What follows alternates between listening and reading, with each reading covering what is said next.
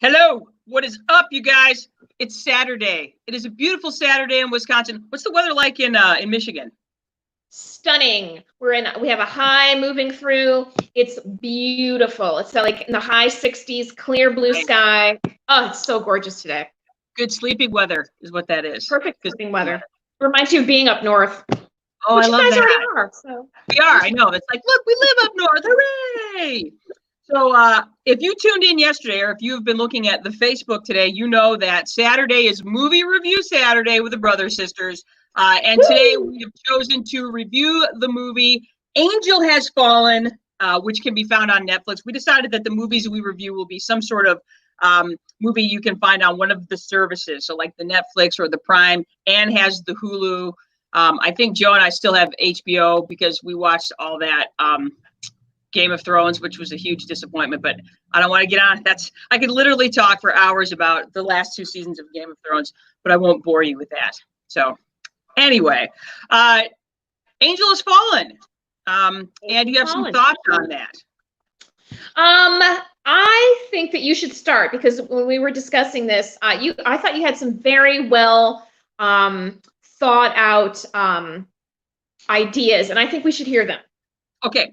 I'm going to start us off with a little summary of it. So, all right, for those of you that have never watched the Fallen series of movies, Angel Has Fallen is the third movie of the Nouns Has Fallen series. Those nouns being Olympus, London, and now Angel Has Fallen. So unlike the first 2 movies, instead of a place falling like the White House or London, this time it's a man that has fallen, and that man is super Secret Service agent Mike Banning, played by Gerard Butler.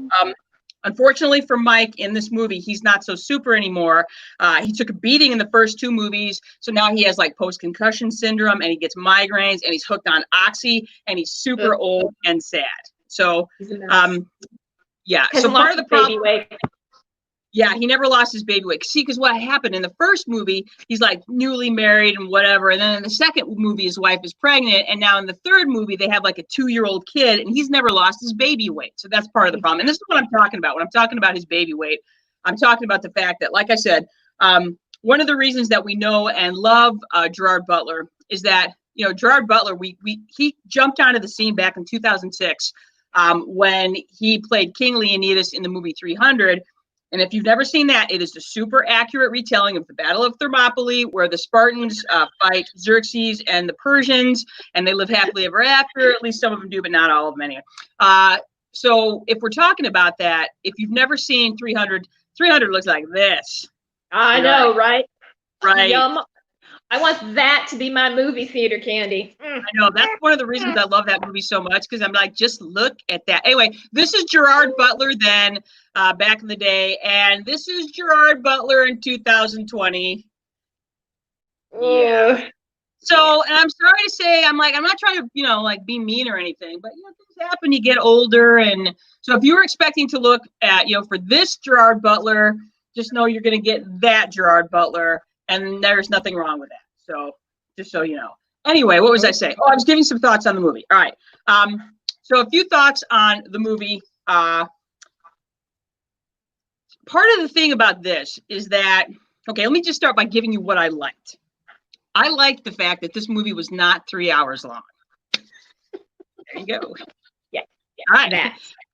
Some other thoughts, of course, is the fact that it's very noticeable because in the first 2 movies, Gerard Butler is very trim and fit in both of those 2 movies, and he's not really, and it's very evident right away. And you're like, and yeah. Anyway, the other thing is there's no place for Gerard Butler to bro out in this movie because in the first 2 movies, he is buddies with the guy that plays the president or the guy that is the president, President Ben Asher. So there's no place for him to bro out in this movie. And the big one here for me is that there's no xenophobia in this third movie to drive the plot forward. Like in the first movie, it's the North Koreans who take the White House. And in the second movie, it's the Arab terrorists that, take London.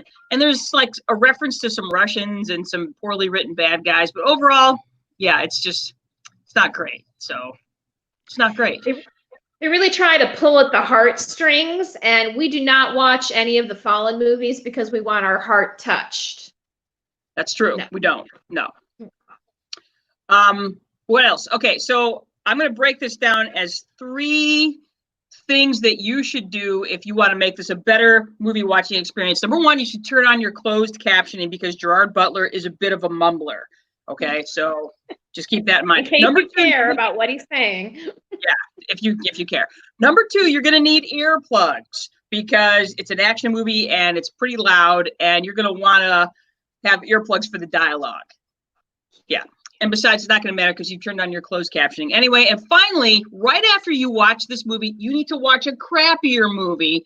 For instance, Joe and I watched, as soon as we got done watching Angel Has Fallen, we started watching Spencer Confidential, which is that one Mark Wahlberg movie, also on Netflix. And then after you watch Spencer Confidential, you're like, whoa, Angel Has Fallen's a pretty good movie.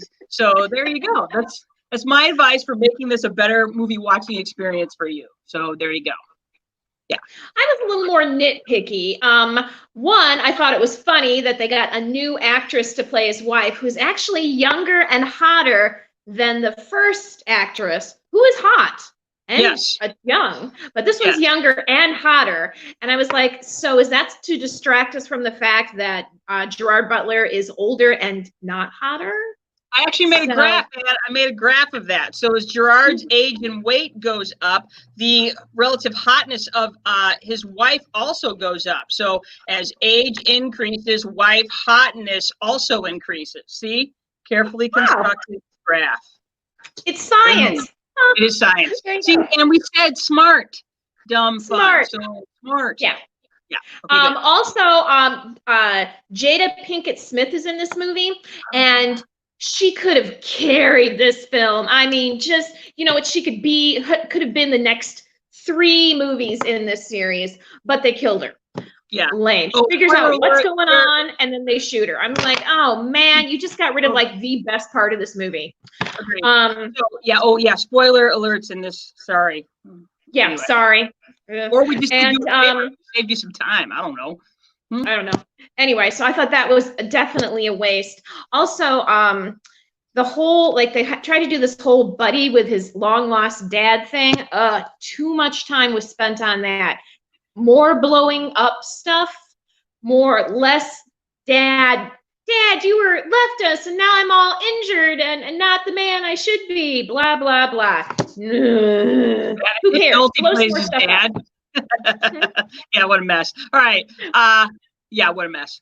What other thoughts did I have about this movie? CGI. Oh God, there's so much CGI in this movie. It's like, I think their budget, because if you look at the first 2 movies, pretty much everybody came back. After Olympus Has Fallen, everybody came back for London Has Fallen, like the whole cast, even the minor characters. And in this movie, nobody came back except for, what's his name? Morgan Freeman. He came back to play the president this time. And I'm guessing he might have needed the paycheck. I don't know. But other than that, it was bad. But here's the thing. They literally CGI'd everything. There's a scene where they're literally at a lake fishing, and they blue screened and CGI'd that. And you're like, really? You can just go out to a lake and get a boat and just fishing? You can film that with your, your iPhone? I don't know. Anyway, way too much CGI, even for the dumbest things like that. Like there's 2 people literally standing in front of a building, and it's blue screened. Ugh. Anyway, sorry. Yeah. I'd like to talk about my favorite part of the movie, which was the candy that I ate. I decided to go with the classic Sugar Babies because I haven't had them since I was 10, and I probably will wait another 30 years before I have them again.